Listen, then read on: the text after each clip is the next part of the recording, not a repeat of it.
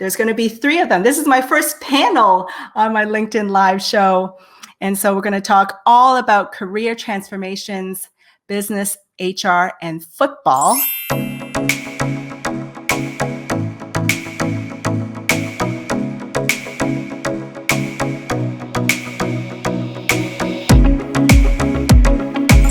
And football, because 2 of them are former CFL and NFL players. And so without further ado, please help me as I welcome them in. So first, I want to introduce you to Javiar Collins, VP of Strategic Partnerships at Drafter and former NFL player. Welcome, Javiar. Thank you for joining. And then we have now Bomby Bryant, VP of NFL Alumni Association Dallas chapter. Welcome, Bomby. Hey. Yeah, I hear somebody from the PEG. Yes, Jennifer Beats from the PEG. What's up, Jennifer? A Canadian. I'm still waiting for you to say A. A. There you go. A. And then last but not least, dear friend and HR executive, Salvador Vergara. Hello, Sal. Welcome. Hey, guys. Good afternoon, everyone. Thank you. Thank you for joining me on the show. And we have a ton of guests on and a ton of people in the audience as well. So why don't we go around real quick? Sal, why don't you introduce kind of your background, because today's topic is all around transformations.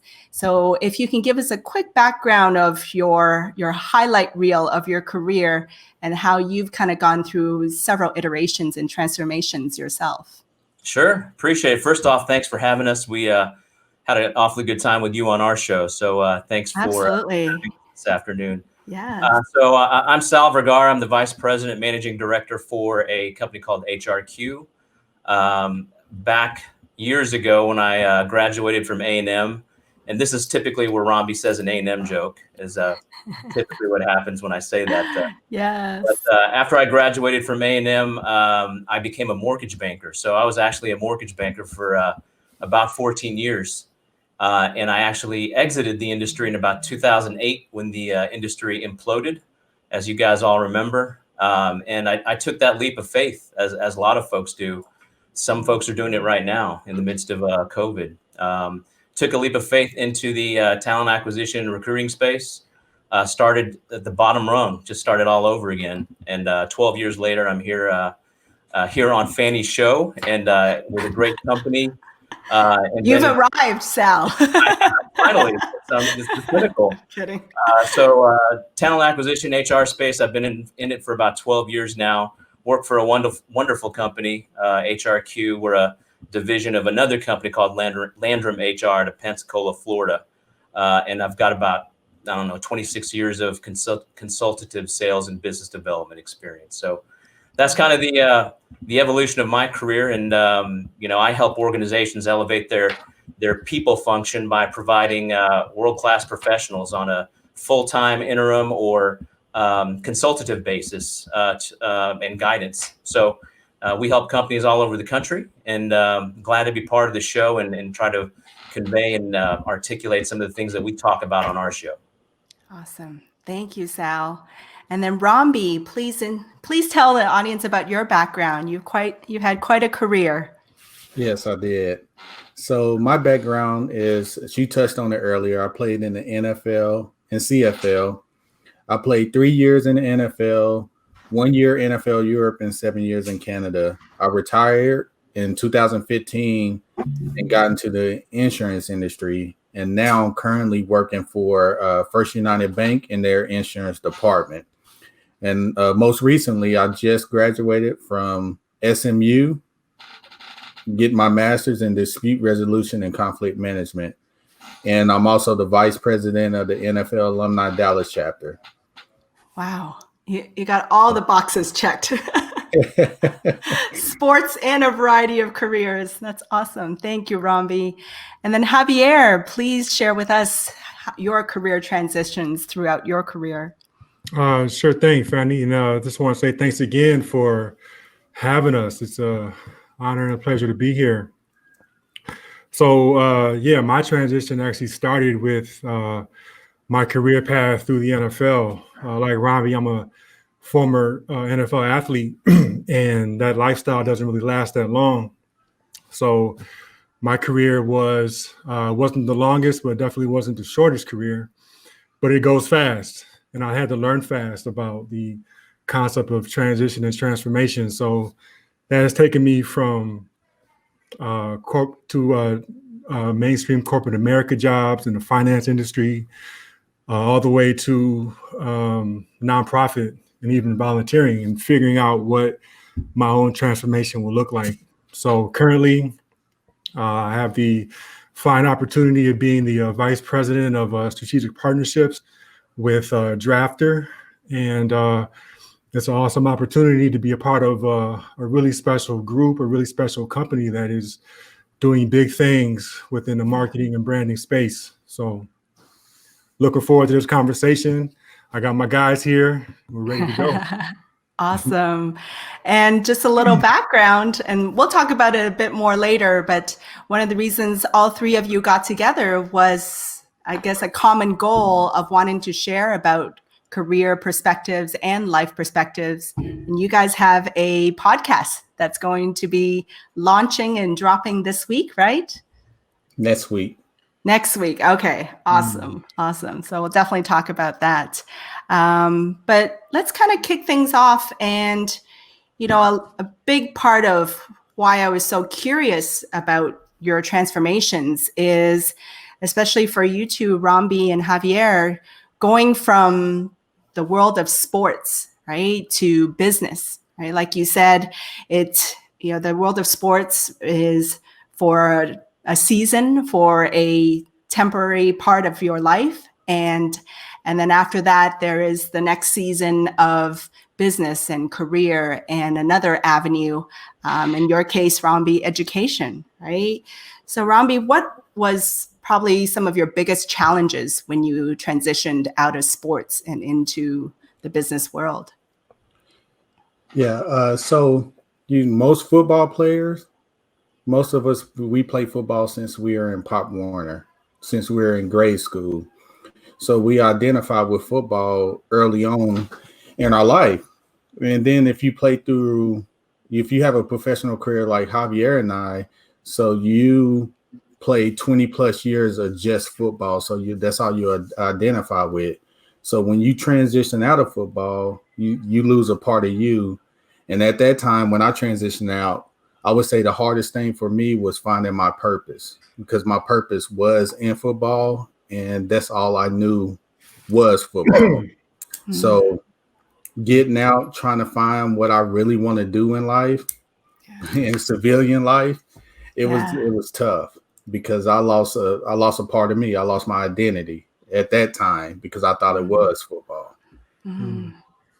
Are you able to anticipate that though? Like, there's like an end coming, but at the same time, are you starting to think about it, or it doesn't actually come till you don't actually have to face it till the end of that transition or that season? Well, I was thinking about it. So the last 3 years of my career, I had off-season jobs, but still I didn't think my career was going to end, because the coaches teach you that they tell you, and Javier can contest to this, they tell you to have on your blinders and just concentrate on getting that championship trophy. And that's all they want you to concentrate on. So if you going in, back then I was thinking, if I'm thinking about transitioning and into football, that's going to impact how I play on the field. I'm not going to be 100% there. So I still was a bit surprised when my career came to an end. And although I didn't get cut, my contract came to an end. The team, and I told myself that the team that I last played for, if they don't offer me or want me, I'm going to retire. So it was kind of a knee-jerk reaction, because I'm pretty sure I could have went back and played maybe a year or two back up in the CFL, but I decided to retire because I didn't want to go back and fight for a spot. Yeah. I bet that was quite the decision. Yeah, so I would say me finding my purpose. What about you, Javier? Like what was probably your biggest challenge in transitioning out of football? Yeah, and that's such a great story by Romby. He really touched on a lot of interesting facts about what that transition looks like. And so ideally, you want to start the transition like day one, right? This is what we learned in hindsight. So day one is technically when that transition out of that lifestyle begins. But to Romby's point, individuals who end up making it to that level, they put in 15, 20, 23 years in the sport already. So it just becomes a part of you, right? It just becomes your identity. And for me, that was, in looking back, that's the biggest challenge, similar to what Romby spoke to. But, knowing what I know now is that every transition or every transformation has a defined process to it. So part of that process, or the first step of that process, is understanding how to let go, understanding how to be okay with no longer being an athlete. I think Romby has a phenomenal story. What I hear is that he left the sport on his terms. He retired. For the most part, in many cases, that's not what happens at all. In many cases, it's the sport is leaving the player's life, right? Mind you, my era and Romby's era is from the concussive and cumulative head trauma, the whole concussion episode that came out of 2011. So the game was a little bit different. Today's players are a little bit more smarter, and they're more proactive and more assertive about their careers. And you're hearing about players who are retiring because of their concerns with cumulative head trauma. Totally understandable. But the era that football once was is, that transition was pretty much on your own. So in hindsight, one of the biggest things that I would have corrected is understanding or having someone bestow upon me the understanding of how to handle that transition, how to be okay with the fact that I'm no longer this identity that I spent so many years in. And I think that with the habits and the tools that athletes develop, they can figure the next steps out. But understanding that, transitioning or transforming from one state into another is a process, and it takes steps. So those steps are what's gold right now, and it's missing. So it's a good opportunity for it. And we define so much of ourselves by our jobs, right? And in this case, your job was a professional footballer. And Sal, even for the corporate world, right, that you come from HR, we define ourselves so much by, we're director of marketing or we're an HR executive, right? And you help a lot of folks with their transitions in HR, executives and a variety of HR professionals. So what are some of the things that you've seen or mistakes that people have made when they're transitioning out of a career and into a new one? Sure, there's and you add COVID to it adds a lot of complexity and nuance to what's already can be a difficult and vulnerable position for a lot of folks. We like to use the word transform, me and the guys, and we'll talk a little bit later about the In Transformation Network that I created here in Dallas. And I use the term transformation also because these guys I talk to, that in transition, that word in transition doesn't necessarily harbor positive thoughts. For a player, that sometimes means the next phase of their life, leaving the sport, which is a difficult decision to make. And then for folks who are in business, just in life, transition can be a negative connotation. So transform, the word transform is, I think, more positive, and it really is more descriptive in that you are transforming every aspect of your life, both personally and professionally. So mistakes that I see are quite a bit. I talk to a lot of senior level HR professionals across the U.S. and I'll go through the mistakes, and then I'll go through some advice that I think Please, that, based on my experience. You've really seen it all. Yeah, and this really doesn't matter if you are entry level or a CHRO. This applies to everyone. And not having a solid, what I call a personal value proposition, or an elevator pitch, is a lot of folks like to reference it. So not having a solid PVP or elevator pitch is critical.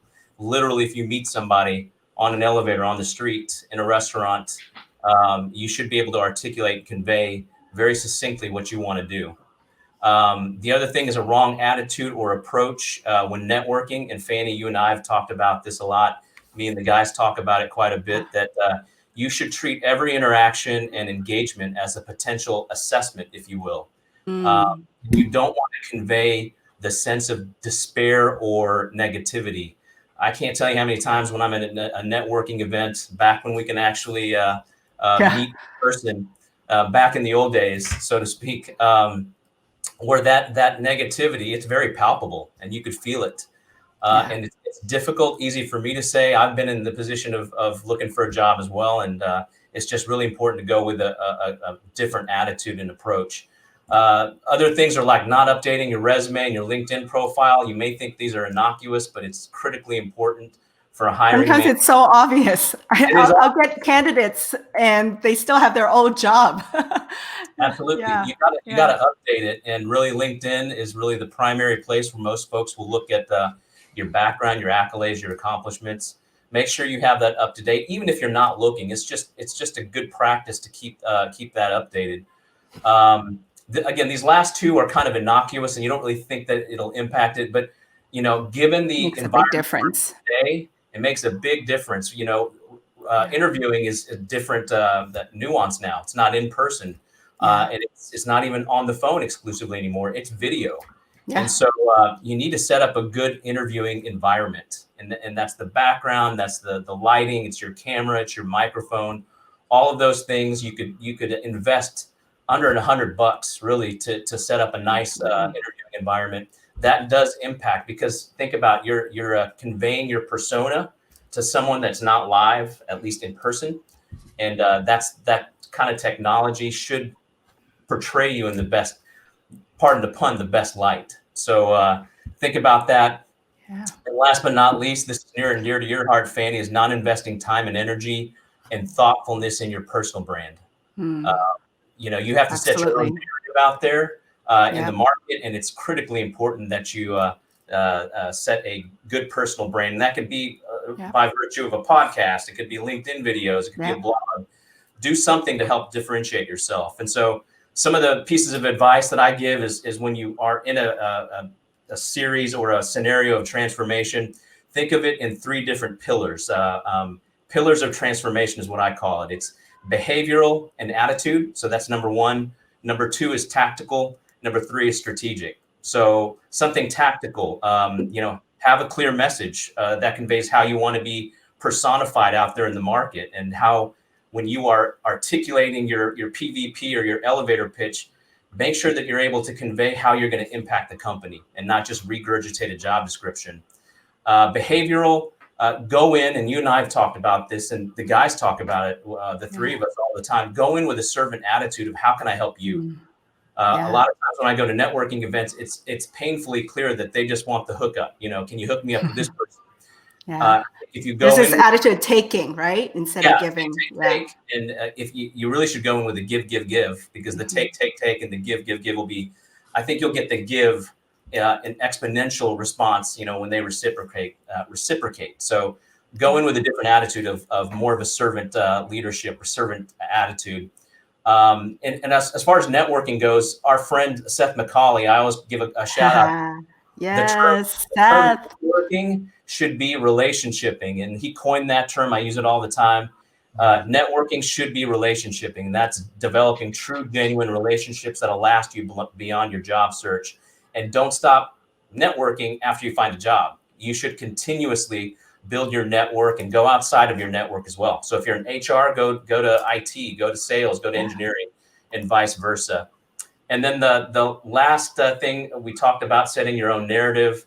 I stepped out of my comfort zone by doing a podcast. I'm not naturally an interviewer, and I do a lot of public speaking, but Certainly not in this. We just like to talk, Sal. I just like to talk, for a while. But that's something you guys should think about. If you're out there, you really should differentiate yourself. There's 30 million people unemployed. Absolutely. You have to make sure that you are you stand out and that you differentiate yourself amongst your competition. Lots of cool ways to do it. Use Fanny. Thanks. But use Fanny as a guide, as a Sherpa to help you develop that kind of content. Video is powerful, and that's something a lot of folks I don't think they take advantage of. Yeah. I mean, speaking of networking, like, how did you three meet? Like, Javier, how did you, I'm assuming you knew Bomby, but how did you meet Sal? And like, how did that come about, Javier? Oh, yeah, that's simple. So I met Bomby, we met maybe 14, soon after you retired. 2014. Yeah, we met through a former player activity. So no, it's a really good story. So I learned that through my years in football and et cetera, I learned that you could tell a lot about a player, a teammate, or another player by how they approach their workout. And there was a workout session. I think it was through the trust, right? Mm-hmm. Yeah. And just that was when we met. And just, Bomby speaks highly. He speaks often about leadership development and about character. And those were the traits that were the most readily seen when I met him, right? He, proven a leader, tremendous character. So he and I just developed a relationship, turned into a friendship, turned into a working relationship. We've done a number of different projects together. And so my connection with Sal was completely through Bomby. Bomby, for the LinkedIn universe out there, Bomby Bryant is a very good connector. So this relationship was born out of Bomby, his relationship with Sal, and his relationship with me. Excuse me. And it just came together and, doing some good things. Wow. I'm just looking at the comments here. Right here. Somebody, I played ball. I think this is, Ryan Chapman. He played ball at Minnesota State. Truly miss it. I now think of my career with D.O.P.E and how I can use the same way I prepared before and after games in my career today. So that's a really great segue, actually, to one of my questions is, Bomby, like, what have you seen as you go from the world of sports to the world of business? Like, what similarities have you seen? I know you're super passionate about leadership development. What have you learned from your world of sports around leadership that has really helped you in your career now? And you're an executive coach now too. Yeah. So I'll give another story. One year, it was 2012. I got hurt for the first time in my career as a pro. And the guy behind me didn't know any other plays. Actually, he didn't play my position. They pulled him from another position. It was a receiver, but on the other side of the field. And we had an important game coming up that week. And so he was having trouble in practice. So I took it upon myself to work with him before practice and work with him after practice and during practice to make sure he was prepared. And the coach came up to me at the end of the week and said, Bomby, that was something that you didn't have to do. But I told him that I did have to do it because you never want to leave your position with someone worse. You want to be plug and play whenever in sports or in corporate America. So that's how it would translate in corporate America is if you're a leader, are you training people up? Are you preparing people to do their job the right way? And if you get promoted, is there someone on your team that can take your place? So football taught me that. It taught me how to be a good team player. And one of the mantras we had on our teams is just do your 111 and make sure that the next man knows what he's doing so you don't have to worry about that man's job and make sure that he's doing his job correctly. So that's one of the good leadership skills that I learned is like training people, making sure you're doing your job, but also making sure the other person is prepared to do their job. Absolutely. We have thank you. We have a comment from Clark White. He was saying an athlete's career would have spanned almost 30 years by the time their chronological age reaches 30. A lot of time growing up with that sport. Good points, Javier. Yes. Yeah. Oh gosh. I guess that's true, right? If you're starting in elementary school, basically, how old were you, Javier, when you started? I was 6. 6. Mm-hmm. And then when did you finish football? And I was 28. Wow. Wow. No kidding about it defining your whole identity. Yeah. Absolutely. Wow. No, it really becomes you. So the conversation so we're talking about the similarities. Yeah. There's a lot of similarities between corporate environment and the corporate culture and sports. Well, with regarding athletes, there's a little bit of a distinction because of how much time and effort goes into that athletic career. To give it a proper comparison, it's like approaching a doctor who has gone through med school, gone through residency, gone through any of the other preliminary hurdles that it takes to become a fully practicing doctor. Let them practice for 15, 20 years and then come to them and say, hey, you can no longer practice. You can no longer be a doctor. You have to become something else now. It's a little dramatical, but that is the level of comparison when talking about high achieving athletes who reach the highest level in sports and then transform themselves into doing something else. So absolutely. Gosh. And the same thing, I mean, Sal, and speaking of transformations, right? Like all these transformation that you see, and you've really leveraged that word, right, Sal? Like we use that word career transition a lot, but you've transformed it to career transformation, right? And you formed a whole network around that, right? Tell us why you did decide to change it to that word, and why your network is so important to you, and that career search is so important to you. Sure. It was a year ago. So January of 2019, I was having a lot of conversations with senior level execs, again, director level all the way to CHROs. They were all lamenting over the fact that they would go to sessions and really didn't get anything out of it. Great content, but they needed something that they can kind of grasp their hands on and kind of implement within their own search strategy. And so in talking to folks, that's where I got the idea of changing the word to in transformation, because it's more positive. But the intent was to help galvanize the HR community of senior level professionals who are in transition. And I bring in subject matter experts from all different fields. I've had you talk about personal branding and leveraging video to help them optimize their own strategy and the skills necessary for a successful journey. Of course, myself and HRQ would like to be part of, sourcing them for roles of which our clients are looking to fill. That's not always going to be, in reality, we don't have a job for everyone. So from a philanthropic perspective and just me wanting to give, and very much like what Romby and Javier is, that we just have a giving spirit, at least help prepare, just kind of that old adage of teach them how to fish. And it was very surprising. It was eye-opening. My first session had 10 people, a couple of CHROs in there. And the first question I asked was basically go around the room asking for them to do their elevator pitch. What do you want to do? Convey to the group. 9 out of 10 of them just fumbled, and they were all nervous, and they're saying, Sal, you're making me nervous. And I'm like, I'm nobody. You're going to have to be, interviewing with senior level folks. You might be have interview with a board member. So things like that kind of opened my eyes of some of these basic fundamental tenets of looking for a job.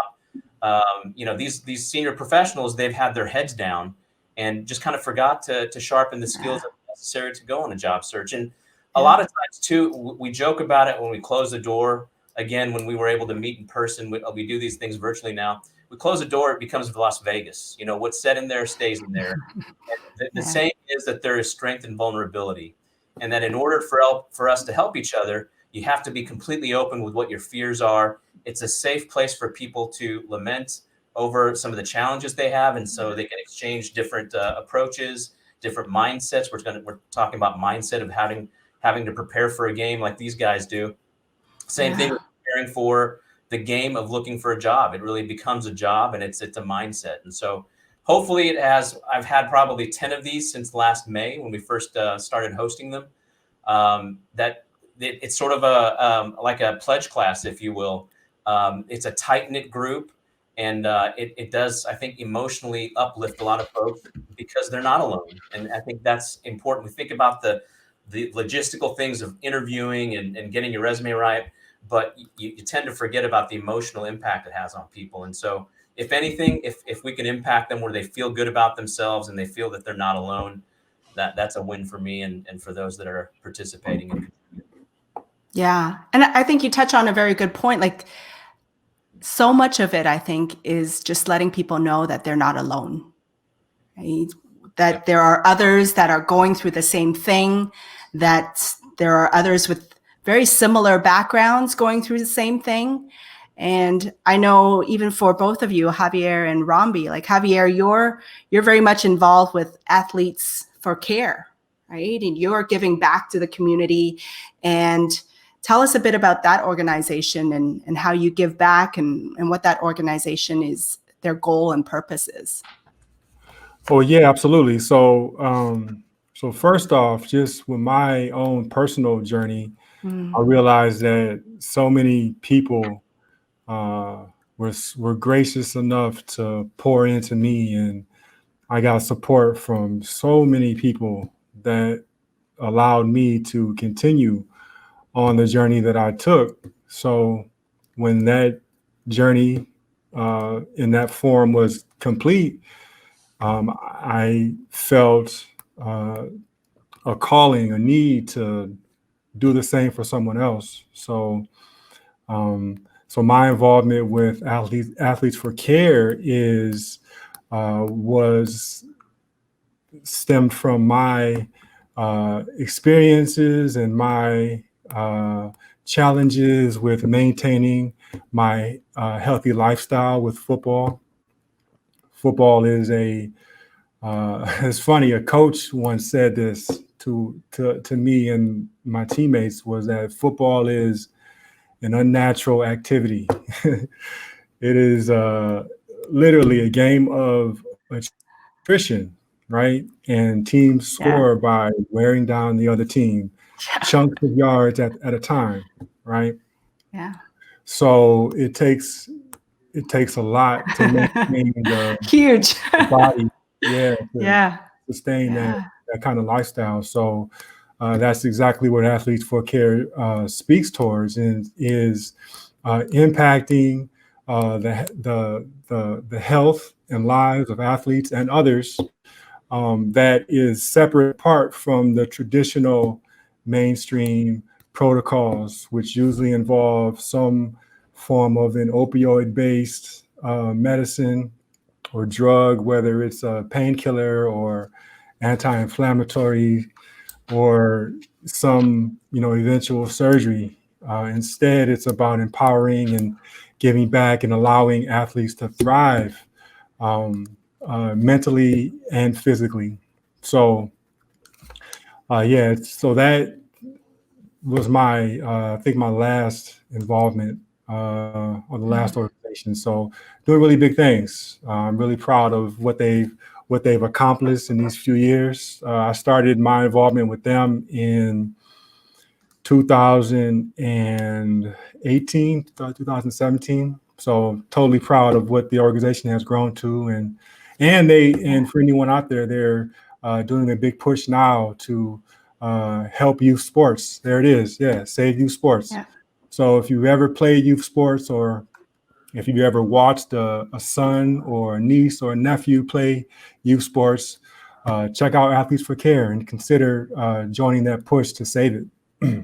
Yeah. Awesome. And that was athletesforcare.org. Right. That's amazing how you guys continue to give back as well. And I know, Romby, you're very much involved as well with the NFL Association, right? The Alumni Association. Tell us a bit about that, Romby. Yeah, so the NFL Alumni Association is a membership organization for a nonprofit for former players, but it also is a way that if you're not a former player, you can be a part of it as well. But I joined it. I think Javiar touched on it, Sal touched on it. I'm a connector. So we provide some resources to former players and make connections if needed. And also, we love doing things for kids. Our mantra or whatever is caring for kids, as you can see. Yeah. We just done the esports tournament here in Frisco with the Complexity is a professional esports team. I think Jerry Jones is part owner of it, and we gave out $6,000 total in scholarship money. It was 6 kids total, so we gave out $1,000 a piece to kids. We raised money for them for scholarships. So it's kind of like the same thing Javier said. If it wasn't for the champions in my life and people that care for me growing up, I wouldn't have made it to the NFL. So organizations like Javier's, organizations like the NFL Alumni provided that for me, especially with my background. So that's the main reason I became a part of the NFL Alumni, and I help with many other nonprofits around. That's amazing. I mean, you guys, I mean, the more I get to know you all, the more I'm just astounded by all that you guys do. You guys all have careers, and at the same time, you're giving back to the community, so involved with a variety of associations and organizations. So thank you. Thank you for all that you guys do, really. And one of the reasons, absolutely, and one of the things that's always fascinated me is like the mindset, right? Whether it's mindset for job search, just for life, for entrepreneurship, but especially for sports. Like I'm a big wimp when it comes to pain. Okay, like I don't like to be in pain. I'm like, if I can't, I barely run. But you guys have taken, Javier and Romby, like you guys have taken your careers, your sports careers to the ultimate level, right? The professional level. And like Javier, what kind of mindset you think is needed to get to that level of professionalism? Like to get to that, like when you're in practices and every part of your body hurts and you still have another practice the next morning and you're still trying to push yourself further. Like what kind of mindset and what do you tell yourself as you go through those kind of things to get yourself better and stronger? I'd love to know what thoughts go through your head to push yourself to that next level. Oh, that's easy. Just a lot of hypnosis. That's easy. Not for the general public. No, in all seriousness, Yeah. It starts at a fairly young age, and it just starts as a habit.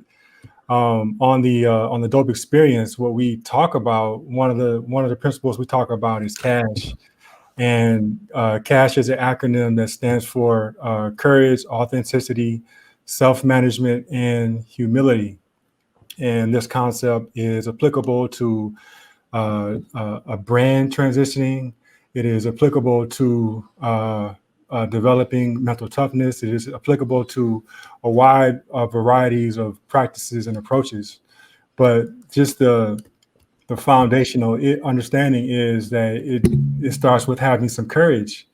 And what courage is exactly is courage is just showing up one more day, right? Not letting the situation run you away, right? Showing up in spite of what yesterday looked like, in spite of how you feel about yesterday, every day just choosing to show up just one more time, just one more time. In football, there's a saying that you're always a win away from happiness, right? Oh. I've played on some teams where the season or the record really wasn't very or something to celebrate, but in those times when there was a win, it's like you thought the team would have won the AFC championship game or the NFC championship game, right? It always one win away from some happiness. So without practicing courage, you cut yourself off from that. You cut yourself off from that potential win that is coming up. And just briefly, and your viewers can check us out on the show as we go deeper. Yeah.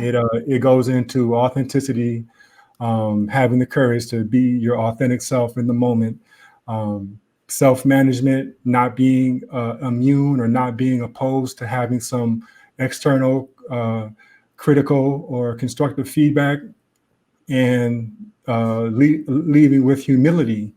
And humility essentially can be broken down as just knowing that wherever you are, wherever you see yourself, there's always someone who has not quite yet reached your level, and there's always somebody who is far surpassed your level.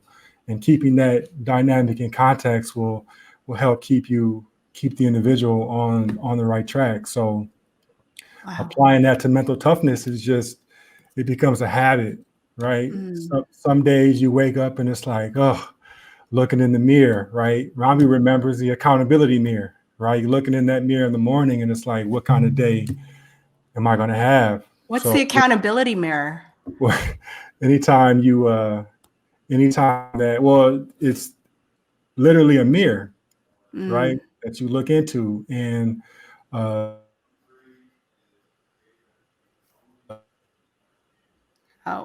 we froze right at that critical point. Dun, dun, dun, the suspense. It becomes the accountability mirror because the person that you're looking at, Almost. We back? Almost. Not quite. There we go. Unfrozen. Right. There we go. Yes. Accountability mirror. Yeah, absolutely. So the person that you're looking at in the mirror is the person who controls your outcome. So that's that's going through attitude. So just not being afraid of looking at that mirror every morning and just going out and just doing a little bit better.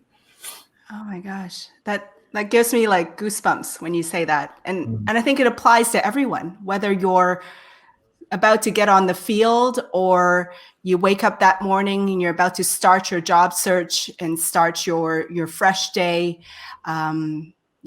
Cash, courage, authenticity, self-management, and humility. It's beautiful.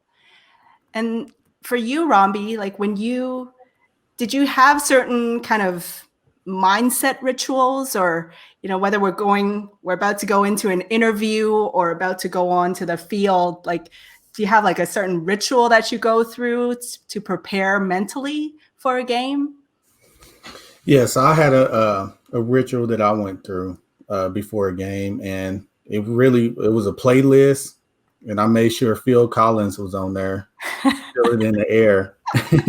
That was played. Probably. Why don't you sing a little bit for us? I'm not totally sure what song that was. I'm not going to embarrass myself, but yeah, Feel It in the Air. I made sure I listened to that. And then the night before the game, I went through the playbook. I went through our script and every play that we were going to run because, a lot of mental toughness is just in everything is being prepared, preparation. And, they say practice is the mother of skill. So if you practice and you've done everything that you needed to be, you're going to be comfortable when you put yourself in that situation. So I always made sure I was prepared when I got out there on the field. And that was the ritual for me, is just going through the playbook. And then I just have me a cool little playlist and going through my notes and whatever the case may be whenever it came to a game. And I pretty much do the same thing now. When we speak our shows, I'm preparing, I'm reading over notes. When we go get speeches, I'm preparing. I'm recording myself on video. I mean, before this, I was prepared. I'd done a mindful exercise and just to calm your nerves. Love it. Love it. There you go. There's your new acronym, the 3 Ps. What was the 3 Ps? Be prepared, a playlist, and a playbook. You have a new acronym. That's good. Yes. That's dope. That's dope. Yeah, I mean, even for job search, right, Sal? Right? There's almost like, I mean, I always hear your job. Every day you wake up and your job is to find a job, right? Yes. During job search. What are some of your advice around mental mindsets and shifts that are needed every morning when you go attack that job search? Rami listens to Phil Collins. I get up and listen to some Tom Jones and do the Carlton. It's not unusual. That's how I start my day typically. Nice. No, that's not Little dance. But you're right. Just routine is critical. So in the context of people who are looking for a new career, new job, get dressed. I mean, that seems kind of basic, but as if you're going to work, I think it sets your mental preparedness in the morning. And I always feel like how you dress, how you act, how you say things impacts the persona that is formulated by the people you meet and the people you engage with. You definitely exude how you feel. So it's important really to stop, as we talked about your emotional wellness. If you need to recalibrate, if you're tired, if you're mentally just out of it, stop, recalibrate, go in fresh, take some time off. It's okay to take some time off in your job search. I think the folks that I've spoken with, they have gone, 12 hours a day, 7 days a week, and they don't give a break. I think it's extremely important to be emotionally well and be mindful of your emotional wellness. Like I said, negative energy is very palpable. What I tell folks whenever I speak to them, really embrace the challenge and look at this not as a transition from one job to another, but rather a transformation of your life and taking advantage of a new and exciting path for you. Yes. So it's easy for me to say, to tell somebody to feel that way, but oftentimes, the best things in life are born through adversity. And so it just makes it that much more gratifying when you find that next role. So instead of being afraid of it, I've got to do this job search, just kind of embrace it as an opportunity to find something that will make you the best version of yourself. Oh, I love it. And we're getting tons of comments. And I knew it would, because it's just, I think at the end of the day, really, right? It's all comes down to mindset. Ryan Mainley. Hey, Ryan. He says, Marines say you don't rise to an occasion, you sink to your level of preparation and training, just like you, Romby. Yes, Ryan. Yeah, I like Ryan. Yeah, you guys connect. So Ryan actually is one of my clients, and he also went from sports to business. So he played professional golf, and now he's in the realm of sales coaching and leadership development as well. So a lot of similarities. Y'all should hook up. Yeah, definitely. I can bring them as a ringer, these golf tournaments. Oh, there you go. There you go, Ryan. And we have here one of the LinkedIn users. When I started to develop my mindset, I turned to athletes to learn from them. They have that mindset that all of us would benefit from developing. Yes, indeed. Yes, indeed. Someone said, love me some Phil Collins. Absolutely. And then accountability mirror. Yes, the person who controls your outcome. I love that, Javier. That was a great one. And then, hey. Oh, you all have to hop on the Who You Know show. Sal, are you going to set that up? Trevor. Look at that. Trevor Houston in the house. The Who You Know, for those of you that are in job search, quick plug for Trevor Houston, Mark Elder, and Foster Williams. They are with the Who You Know Job Networking Show every Wednesdays at 3. They have an awesome show that helps people with their career transitions and interviews a variety of experts. So, Trevor, you need to have these 3 on your show. Yeah, I know Trevor. Right here. There you go. Oh, What's yeah. up, Trevor? Yeah. Yes. And then Mike Rochelle, certainly the transition, Javier and Rumby, certainly the transition for you guys was tough. Can you authentically share what that was like and how you transitioned to the professional men you are today? Very similar to losing a job for the Seekers. Yes, Mike, you came in late, Mike. We talked all about that. But I actually, maybe just to add on to that though, right? Like any kind of additional advice you would have for job seekers, Javier, at this point right now with so much job loss. If you were to give one piece of advice that you think a lot of job seekers will benefit from in making that transition and getting through the day of having lost their jobs, I assume very similar to when your professional career in sports ended, right? How do you get through that? Oh yeah, absolutely. So that is a very tough time to deal with. I've been there. I'm sure Rambi and Sal have both had their unique experiences with that. So yeah, just I guess the biggest piece of advice would be to just not just to continue, right? To not allow yourself. Well, be forgiving for yourself, but don't allow yourself to stop pursuing, right? That's like what's going to run the engine.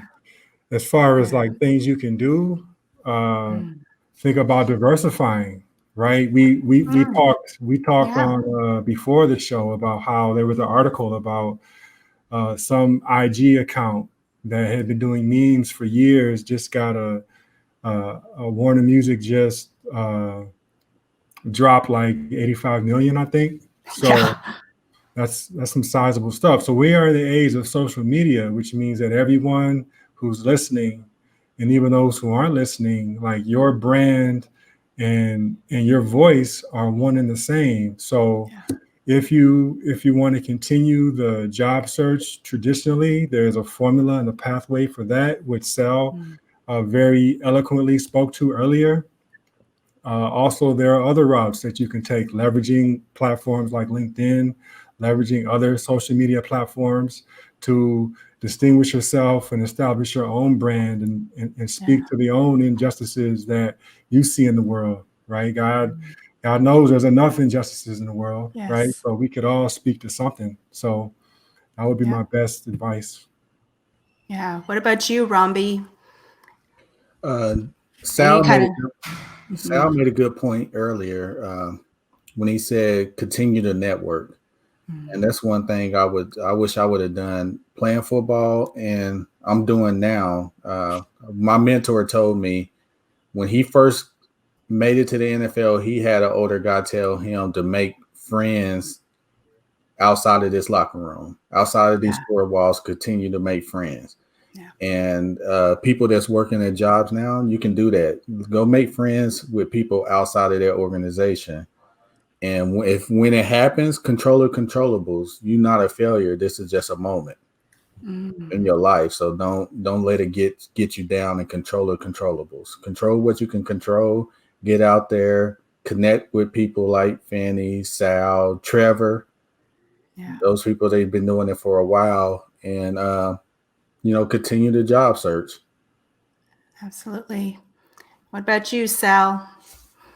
Final advice? They kind of stole my thunder, but I think the big thing often people forget, and I see a lot of people who are prideful, don't be afraid to ask for help, and reach out to either your family, your friends, your network. And again, just to underscore the importance of having a network. But if you have the financial wherewithal and I think the greatest leaders are also probably the even better followers and students. And sometimes you need a Sherpa to guide you, especially in this kind of environment that we're all in, to get a fresh perspective on what you're doing, what you're not doing. Go look for an executive leadership coach. That's kind of the reason why the three of us got together. On a side note, that's how this relationship was galvanized, was the thought of leveraging these guys as executive leadership coaches to offer to my clients. So don't be afraid to ask for help. I mean, there's career search strategists out there that, and a lot of them are willing to do the first few sessions for free because of what's going on. They genuinely just want to help. And so I think if there's one thing that we haven't talked about already is don't be afraid to ask for guidance. Yes, indeed. And we're actually very lucky being in the Dallas-Fort Worth area. There are so many career resources, a lot of it from our mutual friend, Foster Williams and Mark Elder and Trevor, right? There's a career search network. There's one in Southlake, one in Frisco. So for those of you out there, definitely connect with Foster Williams as well. Great resources out there. And I want to kind of give a huge plug for your upcoming D.O.P.E Podcast drop. Yes, thank you. Right? Tell my audience about this, because I think you guys out there, you can tell, right? These are great guys, great givers, great servant leaders, lots of wisdom and lessons to be learned from their careers.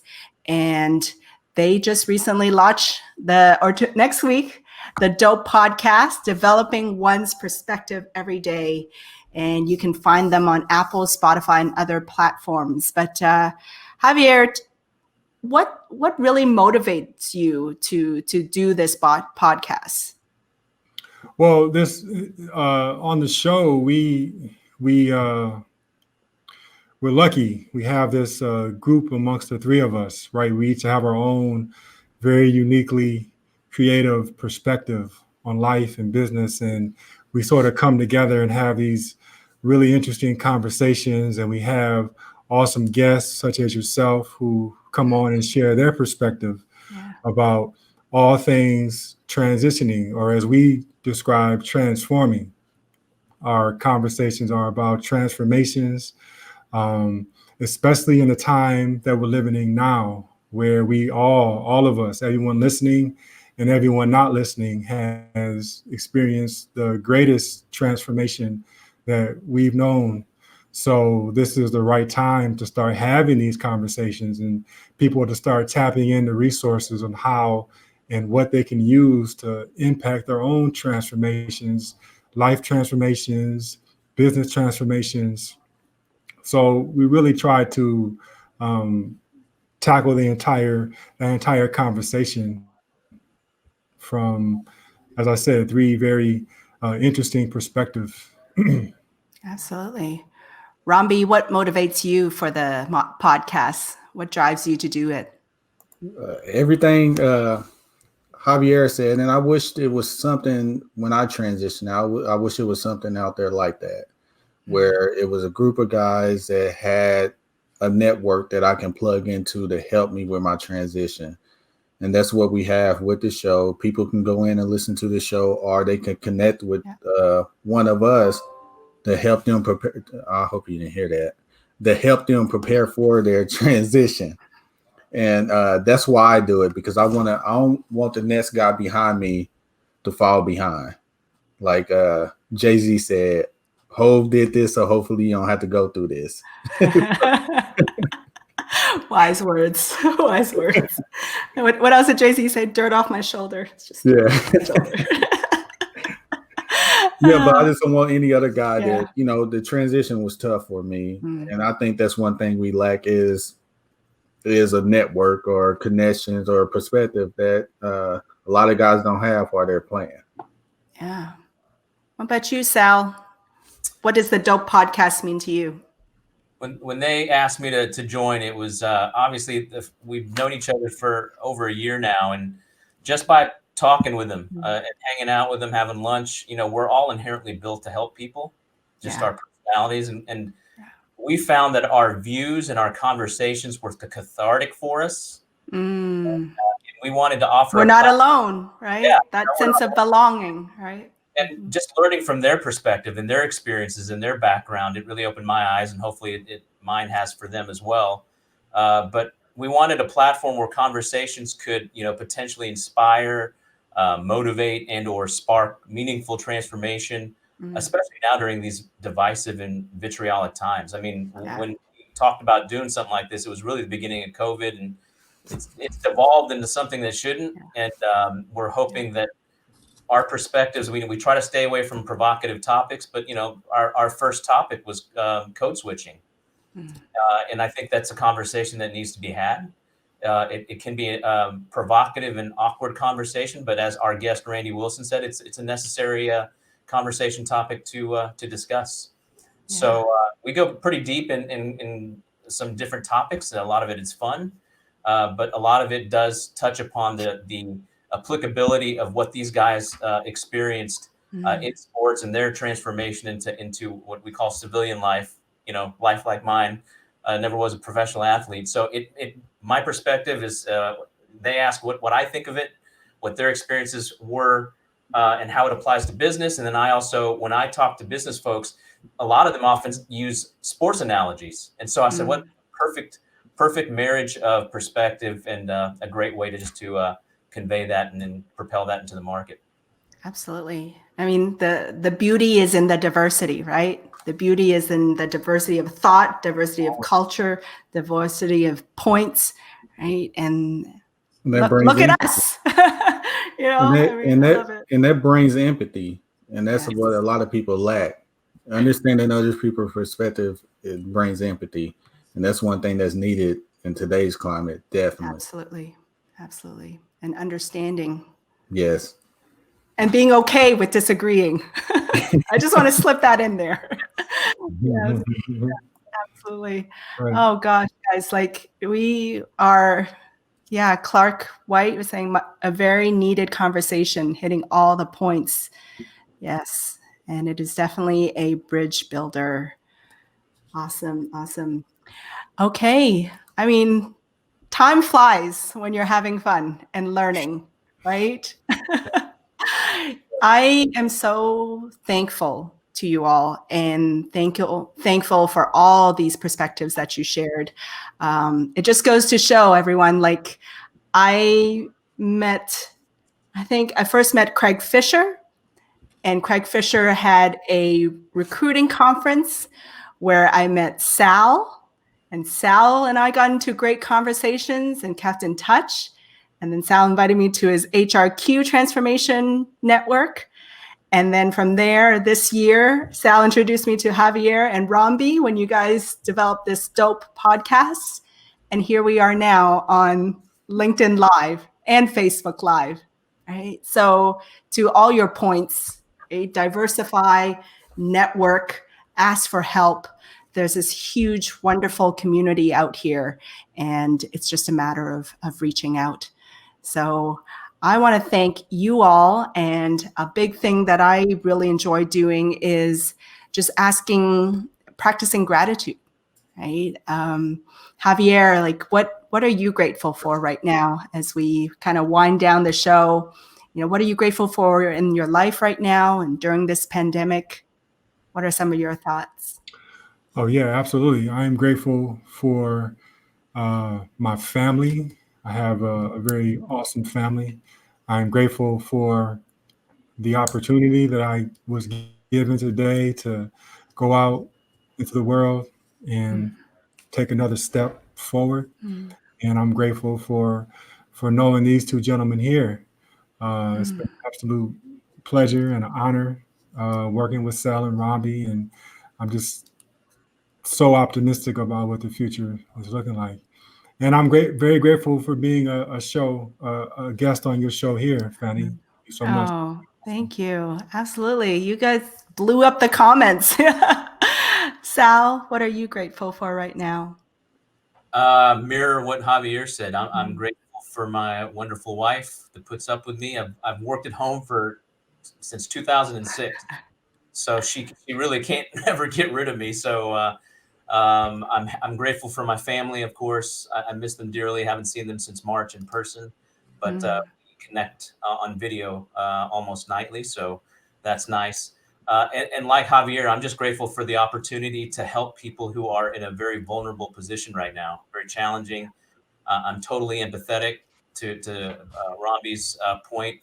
I'm totally empathetic to people's plight right now. And I'm always honored to be part of one's journey and transformation, however little that might be. It could be motivational to them. It could be, hey, you should use this vanity light that I use for videos. Whatever that might be, however small, it's nice to be part of that positive transformation for someone. So very thankful also for having us on your show, and for you also conveying your expertise on our show. So thank you very much for the friendship and support. Win-win, right? That's always striving for win-win. And Bomby, what about you?